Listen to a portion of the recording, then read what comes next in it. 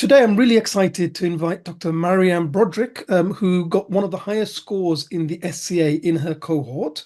And I've had lots of doctors, it's a new exam that have contacted me to ask for, how can they prepare, questions about the exam. And I thought that it might be useful if, I could ask some of those questions and give Marianne a chance to share some of her experience. So first of all, thank you so much for giving up your time. Welcome to this discussion, Marianne. My pleasure. Perhaps if we start with a little bit of background, where are you training? So I'm currently a GPST3 on the Isle of Wight, which is a small island just off the south coast of England. Right, okay. And where were you in terms of what point in ST3 when you started thinking about your SCA?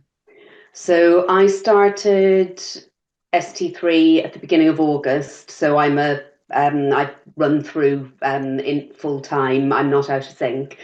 So the new exam was starting in the November. When I started ST3, I thought I might try for the November sitting. So I wanted to get a good start on it. So I had previously done one of your courses for the AKT and found that really helpful in terms of my preparation. Saw that you were running something for the SCA, so booked on the course that you were running on the 31st of August. So just at the end of that first month of my ST3.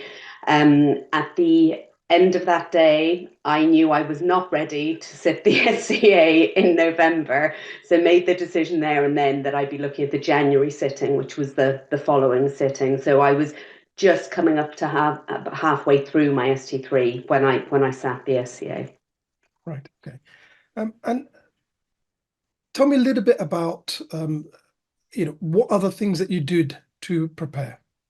So, like I said, I started with your course, which was an intensive day where we all got an opportunity the first half of the day was practicing the data gathering bit, and then in the afternoon we all got to do a full session, had feedback from that. That really gave me an idea of what I needed to begin to do. And more than anything, I knew that practice was going to be the key.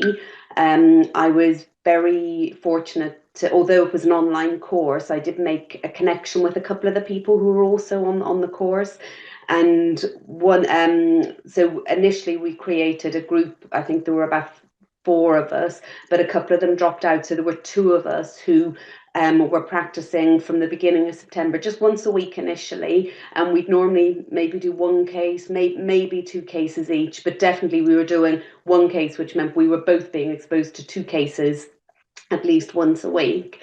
And further to that, I knew some of my local colleagues were doing the SCA in the November, so I arranged a local face-to-face practice as well. So right from the beginning of September, I was doing some online practice and I was doing some face-to-face practices. We used certainly right at the beginning, well, actually most of the way through, we were using the scenarios that you have prepared, which were amazing. So thank you very much for that. And so that I was practicing, say, twice a week. For my colleagues who were sitting the exam in the November, I suggested that I create a mock exam for them. So we did that in mid-October. My technology skills are not the greatest, so I wasn't able to do that online because the logistics of trying to get actors running between different rooms was just way beyond my capabilities and my budget, which was zero. So we did that face to face. And that process was actually quite helpful because it meant I went and looked at the blueprint, the RCGP blueprint, so kind of knew what to expect. Although your course had talked about it, but sometimes you need to look at it yourself to fully appreciate that, and to also understand completely how the day was going to run. So I was an actor that day, as opposed to a candidate. But I think the most important thing that everybody took from that, to the people who were sitting the exam, was the exam conditions. So, that back-to-back feeling of case after case after case, where you get your 3 minutes reading time, you then get your 12 minutes, and say you have a case that just goes awfully, you need to move on. You need to just be able to let it go and move on to the next case. So even though it wasn't quite the same, because it wasn't, online, it was a really beneficial experience. Following that, the November, my most people I knew locally were sitting in the November. So then the girl that I've been practicing with, so she was in Northern Ireland. I'm on the Isle of Wight. So we then increased the number of sessions we were doing a week, and we went from two to three a week, and so we do 2 evening ones, where we do one case each. So again, another 2 cases each time that we were being exposed to, and then on the weekends we might do slightly more, so we might do 2 cases each. So that kind of took us up to December, and then over Christmas we started kind of, so on the days that I had to work between Christmas and New Year, but when I wasn't working, we'd make sure we met up just, for a couple of hours, and then we'd both taken study leave in the run up to the exam. So it was kind of the 10 days in the run up to the exam, and we practiced every day. Just again, we might just do one case each time, but what we also started doing was every now and again we do back-to-back cases. So we might, we did run a mock for each other, and obviously that's much easier to do if it's just 2 people, that you can do it online. So we both created a mock for each other, but we also created some shorter back-to-back cases for each other. So we might do 3 and then give feedback at the end of the 3. So again, just getting that feel of being in that exam room, being time pressured. As soon as the clock goes, that's it. You can't say another word. And I think that's really important. Firstly, like when we started practicing, off with everybody that I did, you get to the 12 minutes, the clock would go, and people would be like, oh, well, I just want to say this one thing. And that's not how the exam works. Like, the screen goes black. So, tough luck. If you haven't said it, you haven't said it. It's too late. So that really, I think, helped hone my timing skills. So by the end, I was fairly good at getting what I needed in those 12 minutes. And for me, I'm a slow consulter. In practice, I run late all the time. And I was really worried about the timing in this exam. And with the great thing, so if you're somebody like me, where you're nice and patients feel they can suddenly open up and tell you everything that they ever needed to tell everybody, this exam is different, because the patients, your actors, they only have a certain script, so there's only so much they can tell you. And I, as somebody who runs late all the time, I did not find it difficult to sit this in 12 minutes, because they were, there was complexity in the cases, and you really did have to listen to the cues and ask those extra questions. But you had enough time in the 12 minutes to do that, because people weren't trying to throw in all the extra stuff that they tried to do in real life, or that's my experience anyway. And going back to the how I prepared, sorry, this is a bit of a long one. So I did your course at the beginning of August, or sorry, the end of August. I then did the RCGP 1-day course at the beginning of December. So that worked really well for me. It kind of well, not quite bookended, but you having done the course with you, I had a feel of what I had to do. And then in the beginning of December, so I'm just about a month out of sitting the exam, gave me a feel of where I was in terms of my practice. So I knew at that point I could do it in the 12 minutes. And I knew, actually, the feedback I got was really encouraging on the RCGP day. And I was like, okay, I mean, I felt I got lucky. The 2 cases they gave me played to my strengths, which was just, was really lucky. But it just gave me that confidence that, yes, I was doing the right thing.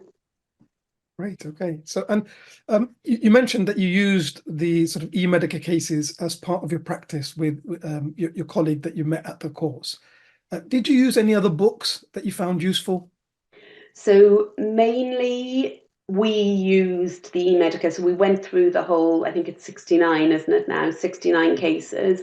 So she and I did most of those in my tutorials towards the end. So in December, my educational supervisor very kindly agreed to do some mock exams with me. So we did 6 cases back to back. So again, I knew like we hadn't done cases 40 to 60, so I just took 6 and we just ran those, back to back, and then he gave me feedback at the end.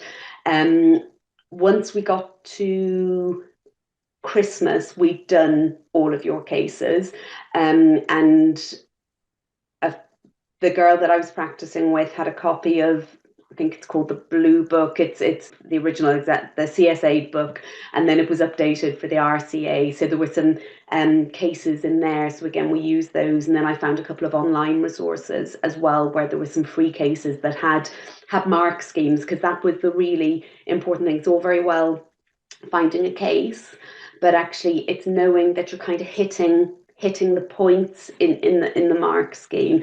So if whatever you're doing, make sure that you do have a mark scheme of sorts, that you're kind of hitting the main stuff. And also it gives you a really good clue, or it, certainly for me, it gave me a feel of what the not to miss things were. So for example, in the data gathering bit, you have to get your red flags, or it's going to be a fail.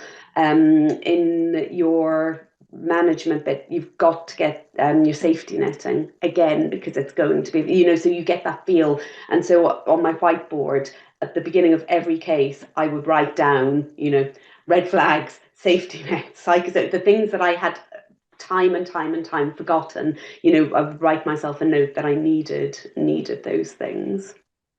Great. And talk me through exam day itself.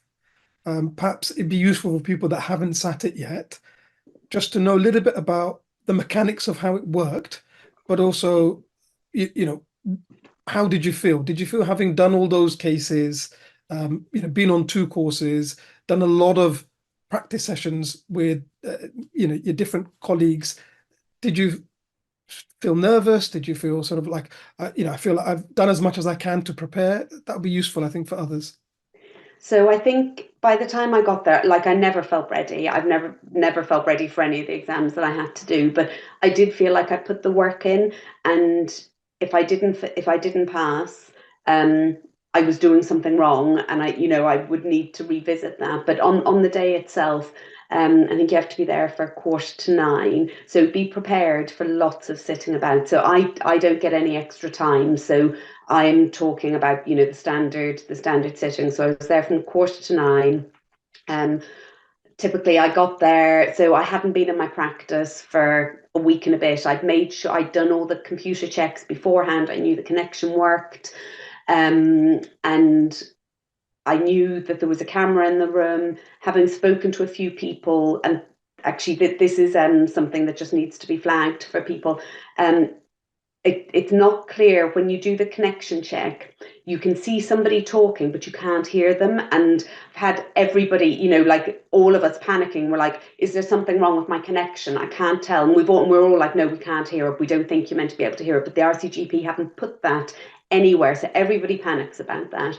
And then somebody who sat the exam in the November said, actually, so I always, I don't tend to use headsets. I just tend to talk like we are now.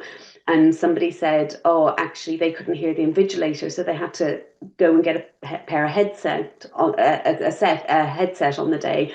So knowing all this, I'd asked the practice manager to make sure there was a headset in the room. I knew the camera was there. I knew the camera removed so that I could move it around. So I arrived. Typically, the traffic was really bad on the way to work that day. So I got there. I thought I was giving myself loads of time. I wanted to be there 45 minutes beforehand, just so I wasn't stressing. I could have a cup of tea. I could relax. Traffic was really bad. I got there with about 25 minutes to spare, which is still technically loads of times. So I go into the room and I can't find the camera. It's disappeared. And I'm like, oh, what am I going to do? So I'm going into the next room. Then I realized actually somebody else had used the room. They don't like the camera. They put it down on the side and it had fallen down the back of the desk. So I'd logged in because it's 1:45 at this time and I'm still trying to work out how to get the camera from behind the desk up, and there's no space to plug the headphones in. So I've logged in. Apparently the invigilator turned up, but obviously I can't hear her because I haven't got the headset plugged in because I still haven't worked out where to put it in yet. Still looking for the camera. So she disappears. Eventually I get it all up and running. I'm sat there and you just sat for ages and you're like, what do I do? What do I do? But it says, you can see you're in the room. And then she came on, she said, oh, I did come here a few minutes earlier, but you clearly weren't ready. And so then she told me what was to be expected. So that she was going to do a room check and she'd do an ID check. But she was like, we're not going to do that yet. I'll be back in a few minutes. So again, I'm sat there and I'm like, okay, well, at least, I can relax now. So she then comes a few minutes later, take the camera off, do the room check with her. At that point, I realised that there was a dictaphone in the room, which is obviously a recording device, but again, didn't know how to unplug it from the computer because I never use it. And so I think I ended up putting it in the bin just so it was out. She said, put it in a drawer as long as it can't, that's fine. So she, again, really supportive, really nice, really helpful. Then I showed her my ID, and so then I'm sat waiting, and the exam doesn't start till 9:30. So that's 45 minutes in which that's when you do begin to get a bit nervous, and then you get the countdown, and it says you're about to start, and suddenly you're in, and then there's not a massive amount of time to really do anything but be, and essentially it's a busy morning practice, and the only thing is you don't have to write your notes up, but you get 3 minutes, so you've got a quick look at the notes. Often actually you don't need the 3 minutes because they don't give you that much information in them, but some of them some you might just get their name and a gender and an age, and that's it. Others, they may have seen somebody a couple of weeks ago and this is a follow-up based on that, so you've got a bit more information to work with. So you've got your 3 minutes, and then you go into your 12 minutes, and that's your consultation. Then between each station there's, I think it's 15 seconds, so you finish, it goes blank, and then you've got 15 seconds, and then your new 3 minutes starts. And so all was going well, didn't really have time to be nervous, and I would say it felt like a really fair exam. Like, it's probably one of the best OSCE type exams I've sat, in terms of my stress levels, and I think it's because essentially this exam is about us being independent practitioners, and we are in our ST3, and we shouldn't be that far off from that if we're sitting this. In fact, we should be there if we're sitting this exam and hoping to pass. And it is pitched at that level, like they aren't trying to trick you. It is a fair exam.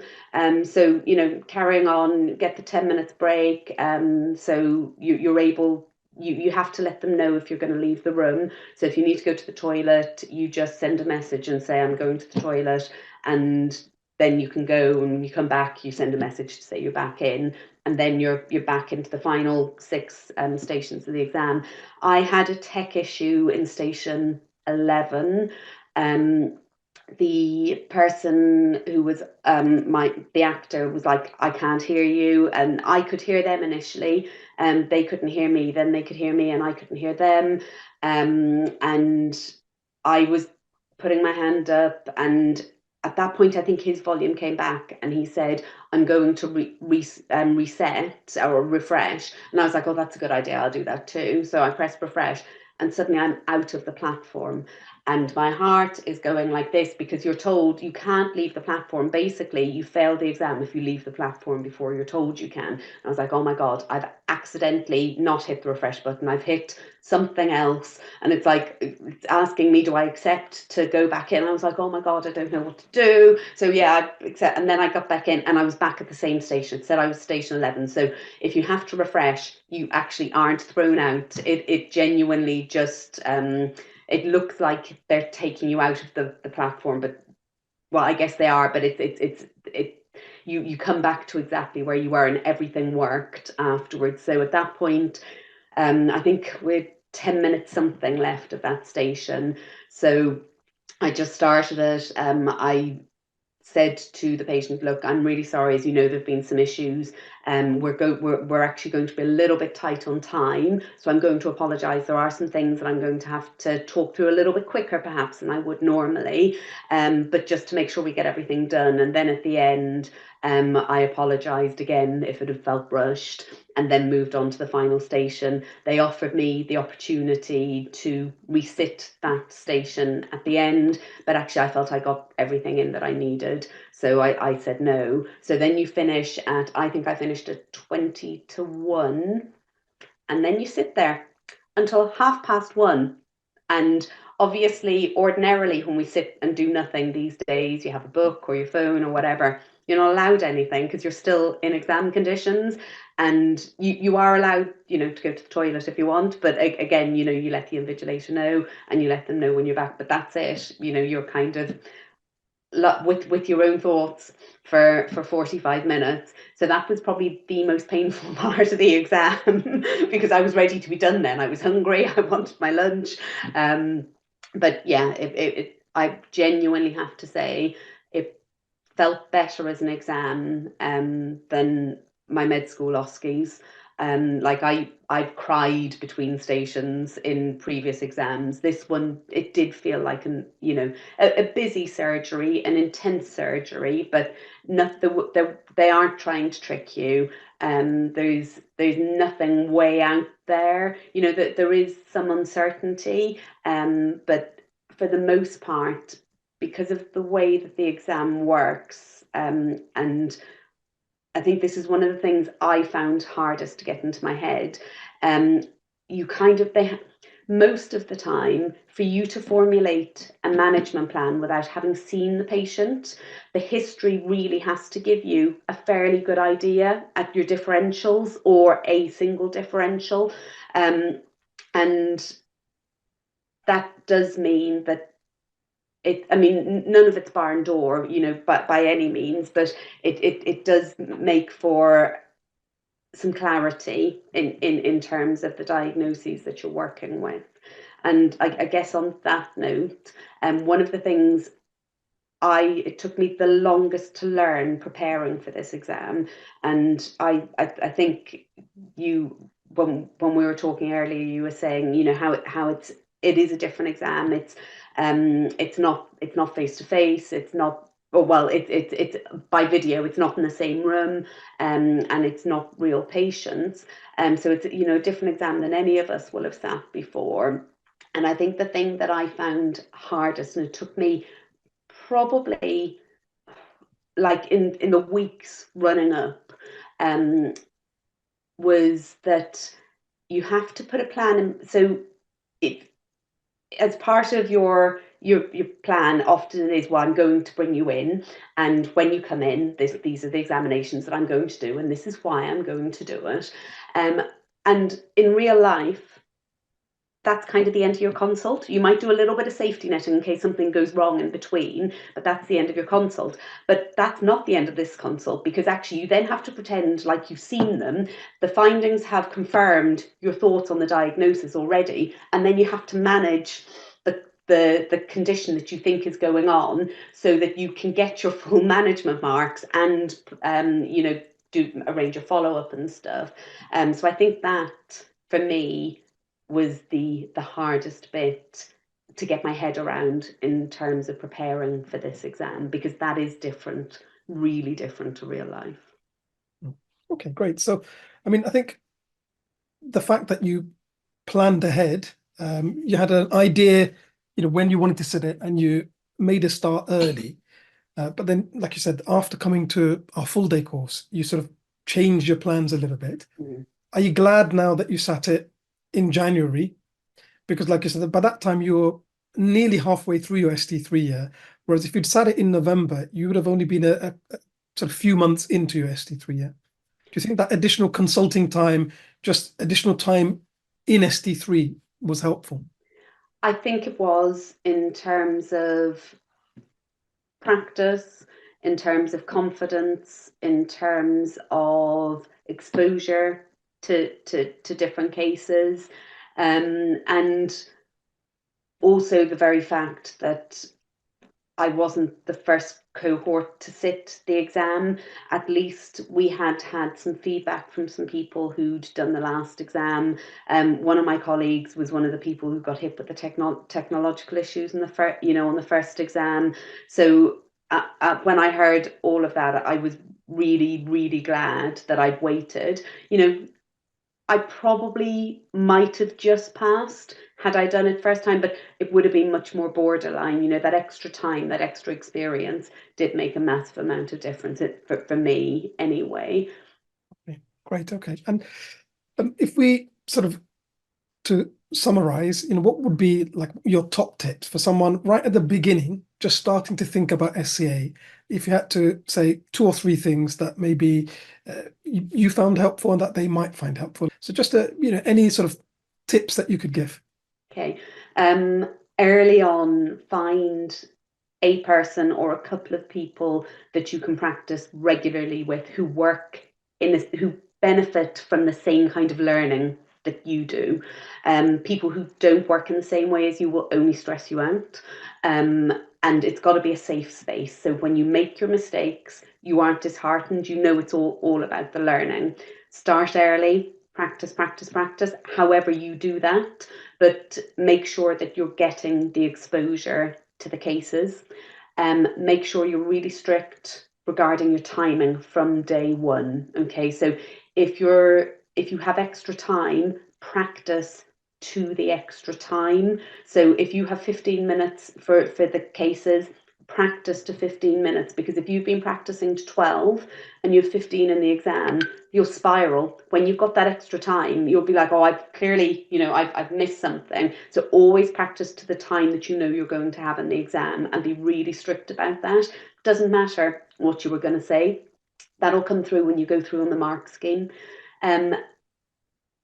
Give yourself good time towards the end of your practice period to start doing some back-to-back cases, so you get that feel. Even if you don't have to do 12 that many. I would suggest you do a mock exam of 12, so you know how it feels with it, with the break time in the middle. But you don't have to do that over and over again. But just doing even 3 cases back to back or 6 cases back to back a couple of times really gives you a feel for how the exam is. And I found that on the day it didn't faze me at all. And I think finally doing practice online. So it is good. I mean, I definitely benefited from the face-to-face practice I did locally, but practice online, it really is helpful, and it gives you a much better, it's a much better feel of what it's like on the day. Great. Well, huge congratulations again on an amazing score. It's a Well, huge I still achievement. can't believe it. I think I just got lucky.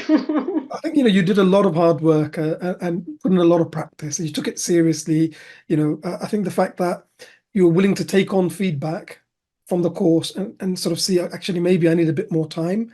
That's actually really encouraging. I'm really happy to hear that. And then you found someone to studied with also things like organizing a mock for others and you being the simulator. I think there's a lot of value you can learn from that, from both the organizing, looking through the mark schemes, but actually even as a simulator, I think it's quite useful. Then you see actually, when you've got a script, you've got to give cues in a certain way. You've got limited. It can be quite useful to give insight for when you're on the other side and you're actually being the doctor. So I think, you know, all of those different things and all of that hard work has paid off. And that's really, really great to see. And thank you so much for sharing your tips. And I'm sure it's going to inspire and help a lot of doctors to, you know, have the right approach and hopefully to get through their SCA. So thank you very much.